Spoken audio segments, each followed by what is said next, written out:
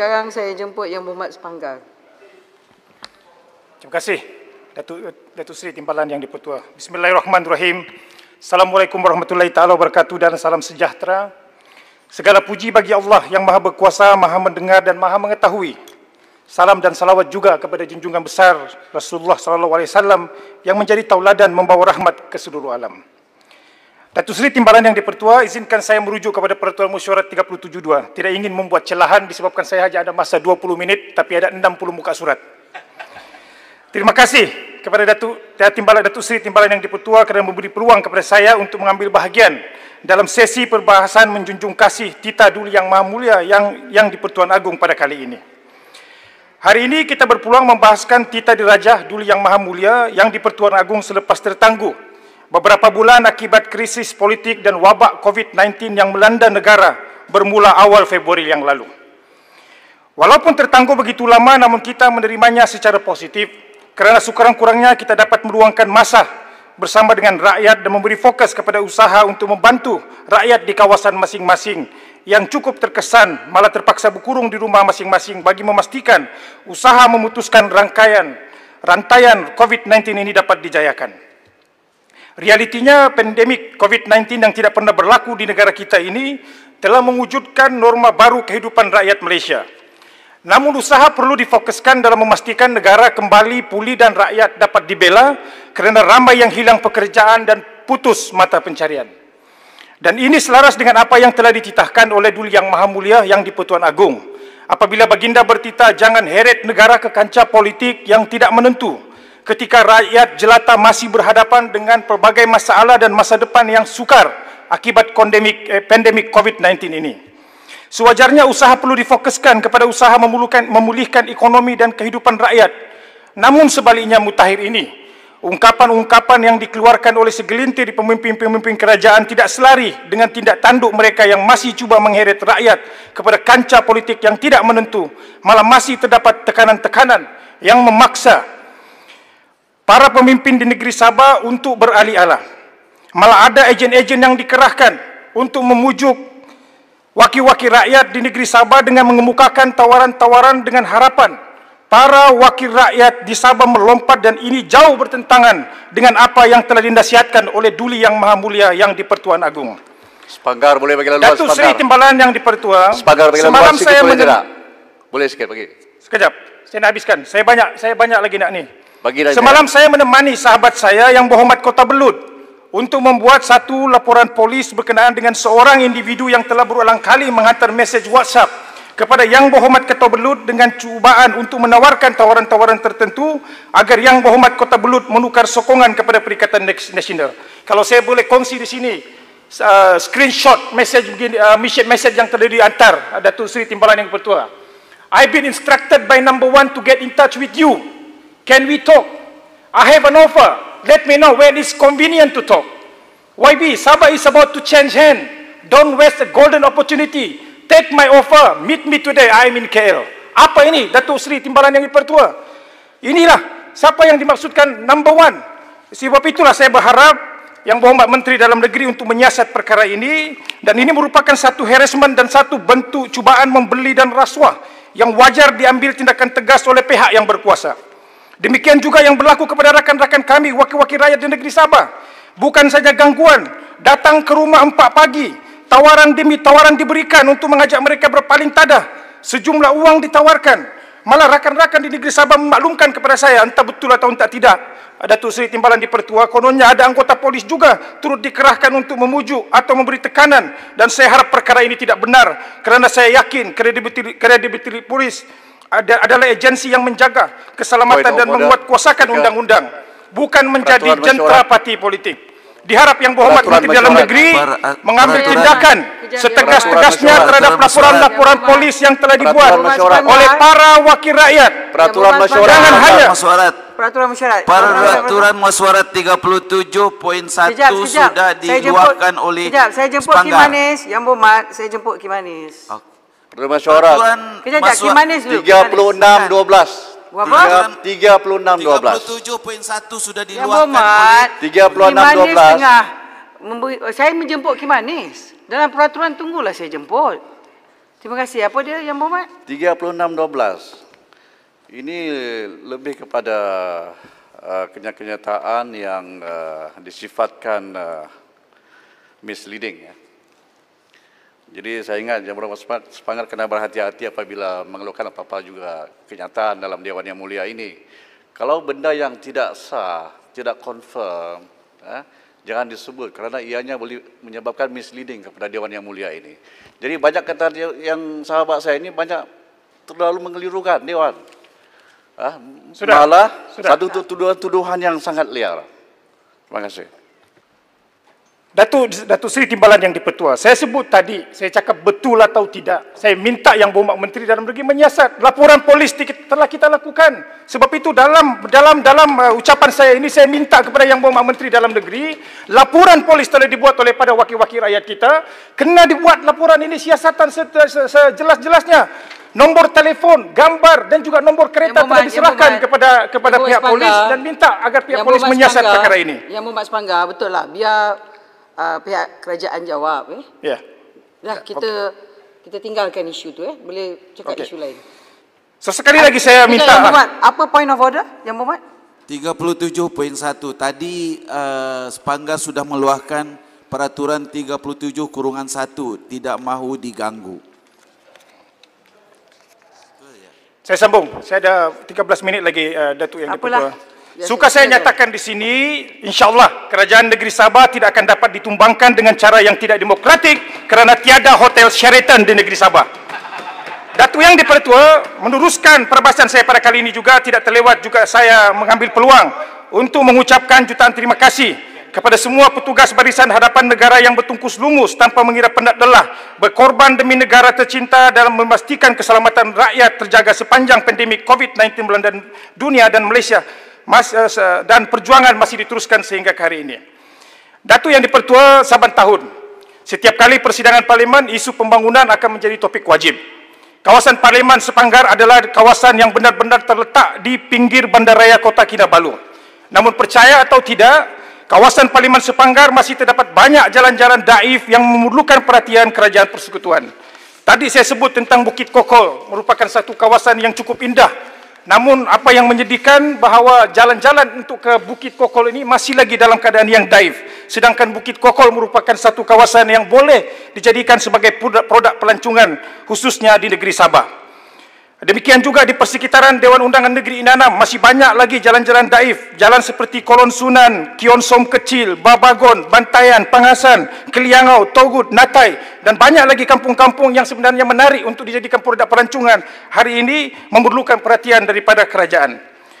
Tidak terkecuali juga tempat-tempat lain seperti Kampung Darau Lama, Gudon, Norawat, Numbak, Suang Parai dan Delima. Ini di antara kawasan-kawasan yang saya kira jika dibangunkan insya-Allah akan memberi pulangan jangka masa panjang kepada negara kita. Tuan Yang di-Pertua menyentuh mengenai isu pendidikan, saya juga ingin merujuk dan menambah kepada ucapan Yang Berhormat Papar mengenai insiden Jabatan Pelajaran Sabah membatalkan jemputan kepada Yang Amat Berhormat Ketua Menteri Sabah bagi merasmikan Hari Guru peringkat negeri Sabah. Ianya merupakan satu insiden yang tidak sewajarnya berlaku, khususnya bila melibatkan soal kepentingan rakyat dalam hal pendidikan. Sewaktu kemuncak insiden COVID-19 melanda negara, Kerajaan Negeri Sabah telah membuktikan bahawa perbezaan politik tidak menjadi penghalang kepada usaha kerajaan untuk memastikan rakyat dapat dibantu, malah kerajaan negeri telah berbesar hati membantu sebanyak 1 juta ringgit kepada setiap agensi-agensi kerajaan persekutuan. Yang Berhormat Kimanis. Ada peraturan mesyuarat 36/12. Lagi sekali Yang Berhormat Sepanggar ini menyebabkan misleading. Tidak pun dinyatakan sebab kenapa dibatalkan jemputan untuk merasmikan. Kenapa dituduh seolah-olah ada perbezaan politik. Itu tidak betul. Misleading Yang Berhormat Sepanggar.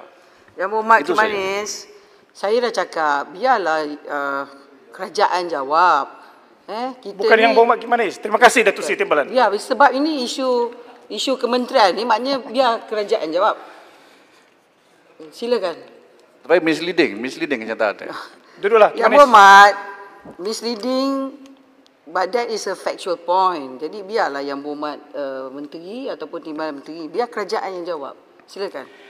Dalam usaha membantu sebanyak, kerajaan negeri telah berbesar hati membantu sebanyak 1 juta ringgit kepada setiap agensi-agensi kerajaan persekutuan yang bertugas sebagai frontliner seperti PDRM, tentera, rela, hospital termasuklah membantu Kementerian Pendidikan dan Kementerian Pengajian Tinggi, bukan saja membantu dari segi membawa balik para pelajar Sabah yang terkandas di semenanjung Malaysia, malah kerajaan negeri juga membantu dalam mengulurkan bantuan bekalan makanan kepada pelajar-pelajar di Universiti Malaysia Sabah, UiTM, Politeknik yang terpaksa tinggal di asrama kerana tidak dapat balik kampung kerana arahan kawalan pergerakan yang dikuatkuasakan pada masa itu. Untuk makluman Dewan Yang Mulia ini, untuk rekod, sejumlah 5.1 juta telah disumbangkan oleh Kerajaan Negeri Sabah untuk Jabatan Pendidikan Negeri Sabah, dan manakala sumbangan ke atas IPTA dan IPTS adalah sebanyak 5.8 juta telah diberikan oleh kerajaan negeri kepada IPTS dan IPTA. Terkini, Datuk Seri Yang di-Pertua, Kementerian Pelajaran dan Inovasi yang ingin menghantar bantuan berbentuk keperluan katil dan lain-lain keperluan untuk pelajar SMK Peter Mojuntin Pinampang, kerana sekolah ini telah terjejas teruk ketika banjir melanda daerah Pinampang baru-baru ini dan telah mengakibatkan kelengkapan seperti katil dan tilam di asrama pelajar telah rosak. Malangnya, Datuk Seri Yang Pertua, pihak sekolah tidak dapat menerima masuk menteri dan kaki tangan Kementerian Pelajaran dan Inovasi ke sekolah ini, difahamkan kerana atas arahan kementerian. Jadi sebab itulah kita minta agar Kementerian Pelajaran dan untuk menjelaskan tentang perkara ini, niat dan nawaitu kerajaan negeri untuk membantu mereka-mereka ini kerana terjejas disebabkan oleh isu banjir, tetapi disebabkan oleh ada arahan-arahan tertentu menyebabkan mereka ini tidak dibenarkan masuk. Kalau kementerian boleh menghantar bantuan sesegera yang mungkin kerajaan negeri tidak perlu membantu, tetapi disebabkan oleh keterdesakan, maka kerajaan negeri berbesar hati untuk menghantar bantuan ini. Tetapi malangnya ada arahan daripada pihak kementerian yang tidak membenarkan menteri dan kaki tangan Kementerian Pelajaran dan Inovasi Negeri Sabah untuk masuk ke tempat ini.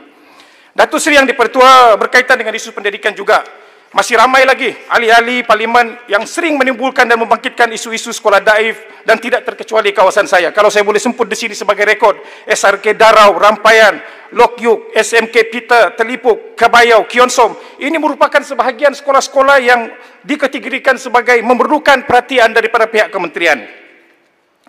Mengenai isu perjanjian Malaysia 63, sebenarnya Datuk Seri Timbalan di-Pertua, saya sebenarnya agak terkejut bila mendengar perbahasan Tita Diraja, sahabat saya yang berhormat Kimanis di sana, di Dewan Yang Mulia ini, bila beliau menyentuh tentang sumber alam semula jadi negeri Sabah. Beliau menyatakan bahawa Sabah adalah sebuah negeri yang kaya. Benar, Sabah adalah negeri yang kaya dengan alam semula jadinya seperti minyak dan lain-lain. Beliau malah mengalu-alukan kepada kerajaan pusat untuk terus menerokai sumber kekayaan negeri Sabah. Dia bagi tahu, ambillah kekayaan Sabah ini, tetapi kembalikan hak kami. Speaker. Bab kembalikan hak Spangar, itu saya setuju. Spangar, boleh bagi sikit. Mengalu-alukan kerajaan pusat untuk Spangar, bagi saya menerokai.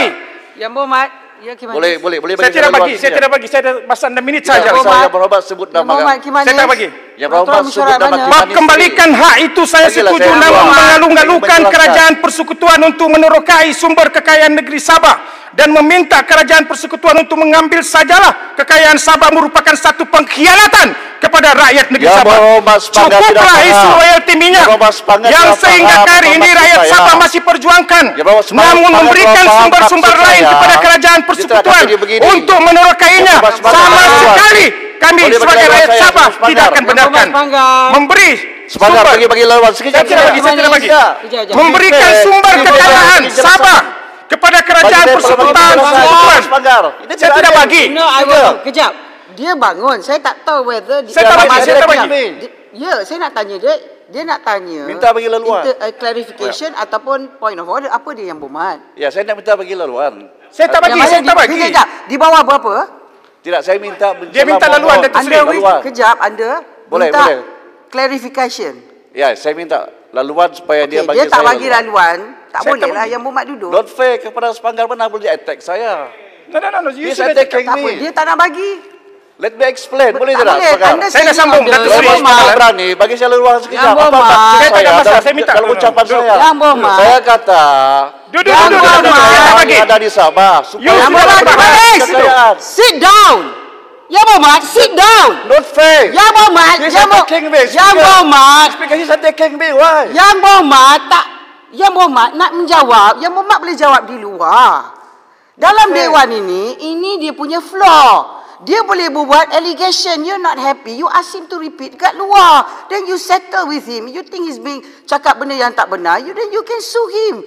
Tapi dalam Dewan is immunity. Nak jawab sama ada menteri jawab ataupun mungkin sahabat-sahabat yang berhormat kemudian nak bahas boleh jawab bagi pihak. But not this way. Interruption je lah, clarification. Dia tak nak bagi the floor. Saya hormati pandangan yang berhormat. Tak boleh yang berhormat. This is his jangan floor. berjuang dengan saya. Ini hak dia sebagai ahli parlimen bercakap apa dia nak bercakap. Saya faham. Terima kasih. Please, you're a lawyer. Please respect the rules. Be gentleman, Sepanggar, be gentleman, okay? Dan kita selesai yang berhormat selesai kat luar dengan yang berhormat Sepanggar. Saya sambung Silakan, Datuk ada Seri lagi Timbalan. 4 minit. Terima kasih. Kalau boleh ada masa Yang kejadian. berhormat, saya tahu you have the immunity, tapi go on facts. Yeah, If you of make course. allegation, yang berhormat akan create more provocation. Silakan. Datuk Seri Timbalan di Pertua, cukuplah isu royalti minyak yang sehingga ke hari ini rakyat Sabah masih perjuangkan. Namun memberikan sumber-sumber lain kepada kerajaan persekutuan untuk menorokainya tidak sama sekali. Dan sebagai rakyat Sabah kita perlu menentang cadangan yang saya rasa kurang bijak ini. Memberikan sumber kekayaan Sabah kepada kerajaan persekutuan seumpama kita bersetuju mengalibabakan sumber kekayaan Sabah kepada kerajaan persekutuan. Dan Sabah hanya mengambil komisen terhadap setiap penorokan kerajaan persekutuan. Sumber kekayaan Sabah perlu diusahakan dan diterokai oleh rakyat negeri Sabah sendiri.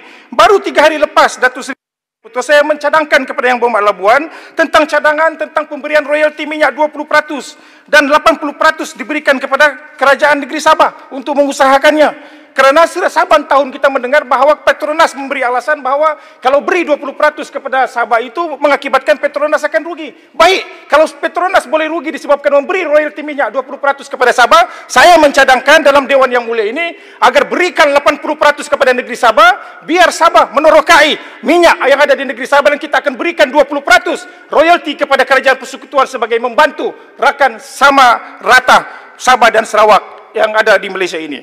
Datuk Yang di-Pertua, jika kerajaan negeri Johor merasakan harga minyak mentah yang dijual pada kadar 3 sen setiap 1000 galen kepada Singapura tidak lagi relevan pada masa ini kerana ianya tidak pernah dikaji atau direview sejak ianya ditandatangani di antara kerajaan negeri Johor dengan negara Singapura. Bayangkan perasaan rakyat negeri Sabah bila mana royalti minyak tidak pernah disebak sejak perjanjian petroleum di antara Sabah dan Sarawak, Sabah dan kerajaan persekutuan ditandatangani pada sekitar tahun 1970-an. Malah seumpama meletakkan garam di luka, baru-baru ini viral pula satu video Tungu Rama yang Berhormat Gua Musang bersempena dengan Hari UMNO ke-74, yang mana di dalam video tersebut Yang Berhormat Gua Musang menceritakan bagaimana sejarah UMNO mencari dana untuk tabung UMNO. Dan saya harap Yang Berhormat Gua Musang bolehlah memberikan penjelasan tentang perkara ini sebab video ini viral di negeri Sabah. Beliau menambah bahawa pada ketika itu Allahyarham Tun Mustafa tidak setuju dan telah direncanakan untuk dikalahkan dalam pilihan raya bagi memastikan perjanjian petroleum ditandatangani. Saya masih mencari rakaman penuh ini, Datuk Seri Timbalan di Pertua, kerana temu bual tersebut dan kita ingin mengkaji kesahihan video tersebut sebab kita faham kadang-kadang video yang viral ini pun kadang-kadang kita tidak boleh percaya juga. Sebab itulah insya-Allah kita akan cuba cari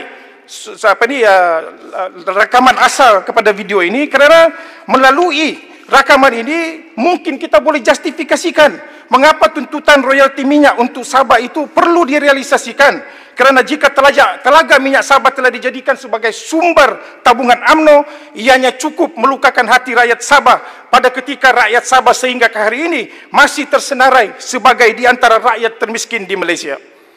Datuk Seri Yang di-Pertua, menyentuh tentang isu keselamatan, dan isu keselamatan ini tidak lain dan tidak bukan ianya sedikit sebanyak menyentuh tentang isu PTI dan pelarian Filipina adalah di antara isu yang menjadi bualan hangat. Ini merupakan isu yang telah berlarutan sejak sekian lama, puluhan tahun, Datuk Seri Timbalan Speaker, dan inilah yang dihadapi oleh negeri Sabah.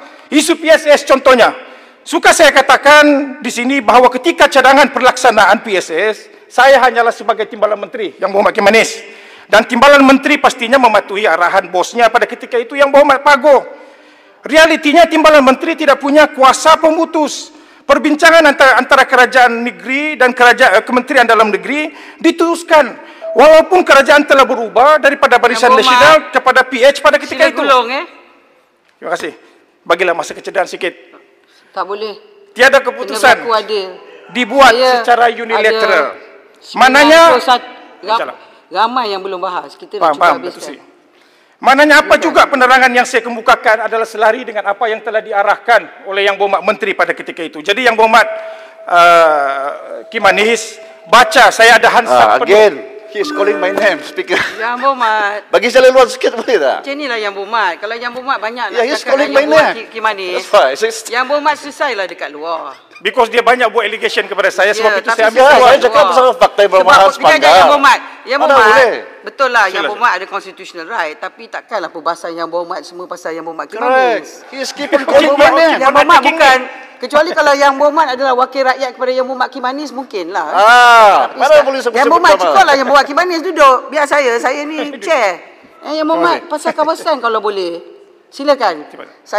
Silakan. Can you please? Di tangan saya hansat penuh, Datuk Seri Speaker, penggulungan saya di Dewan Negara, di mana penjelasan saya tentang isu PSS apabila yang di-Pertua Dewan Negara bertanya kepada saya sama adakah pemegang PSS boleh memohon kewarganegaraan. Tetapi apa yang berlaku, video telah diedit dan Point of order, di-shooting. Tuan Speaker, point of order 36. Point of order 36. Terima kasihlah. Apa? Yang Berhormat. Yang Ini Berhormat. banyak Saya dah tamatkan perbahasan. 36.6. Saya perhatikan perbahasan sahabat saya daripada sepanggar ini, daripada mula sampai sekarang ini, banyak mengandungi sangkaan jahat.